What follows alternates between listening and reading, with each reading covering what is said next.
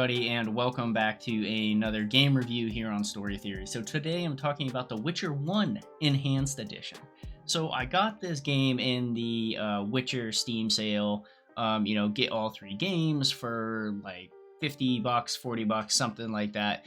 And I was like, I should probably play through The Witcher 1 and Witcher 2 just for completeness sake. I know you don't need to play through them for the Wild Hunt, but I wanted to get to play them just so I could have the entire series done, pretty much.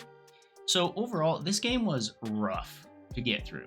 Like, the combat system is very, very difficult. It's all based on timing, so it's not really a hack and slash, and it's very difficult to follow the story because there's no direction. Because the game came out so long ago, and it was really a really good RPG for the time. Don't get me wrong. But there really wasn't a good direction system in the game, at least that I found, that actually worked out. So I gave gameplay here a 4 out of 10 because it was rough. I did like some of the boss battles, and some of the monster battles were really fun. But overall, I just really did not enjoy the combat method. I hated it, honestly, which was completely changed for The Witcher 2. So thank God for that. Market, I gave a 3 out of 10 here because number one, I didn't really get a lot of hype. I mean, for The Witcher, The Wild Hunt is really the only game that has a ton of hype, in my opinion. So getting The Witcher 1, I was kind of like, I don't know anything about this, and didn't really live up to anything, I guess. No social on this one. Narrative, I gave a 9 out of 10. So the overarching story was good, the parts that I went through, and the parts that I understood, but overall it was a good narrative, don't get me wrong. So graphics and technical, I'm going to lump in here together. Even though this was the enhanced edition, the graphics are still hilariously bad, but for the time being, when the game was launched, they were amazing. So looking back on this, it's like, how do you score it? Do you score it in today's standards, or do you score it back when it was release standards?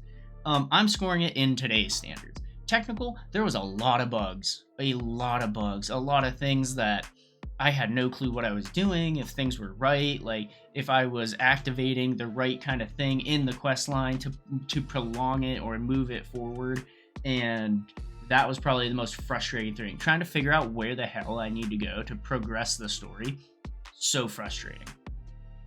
Value, I gave a 5 out of 10. So even though I got this game in the pack, in like the Witcher 1, 2, 3 combo pack, really the only game I wanted out of it was the Wild Hunt. So Witcher 1 and Witcher 2, still, like, they were in the pack and they were basically free, I guess, but they were still, I don't know. For the value, I mean, if this was on Game Pass or something like that, I feel like that would have been better. Or since it's been out for so long, it should just be a free-to-play kind of game. But who knows? Audio, I gave a 7 out of 10. I did like the audio. A lot of the music kind of set the scenes well for the big action scenes, the big monster fights, and everything like that.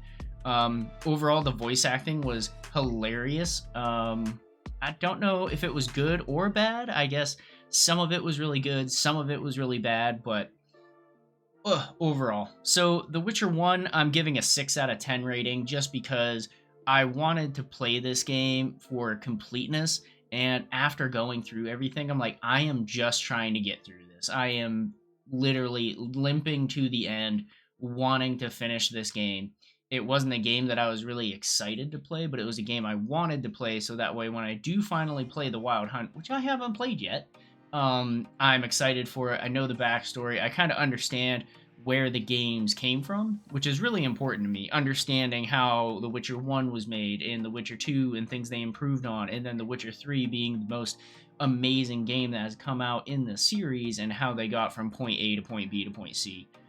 So that's important to me, which is why I still actually am going to play The Witcher 2 before 3. So overall, I think it's a game you can skip, which a lot of people did tell me to just skip the first 2 games and go straight to the third, but I'm not doing it. I'm playing all 3 the way it was meant to be done. Alright, thanks for coming to the review. If you enjoyed it, go ahead and check out the playlist with the Let's Play. All the videos are down there. Thanks for coming.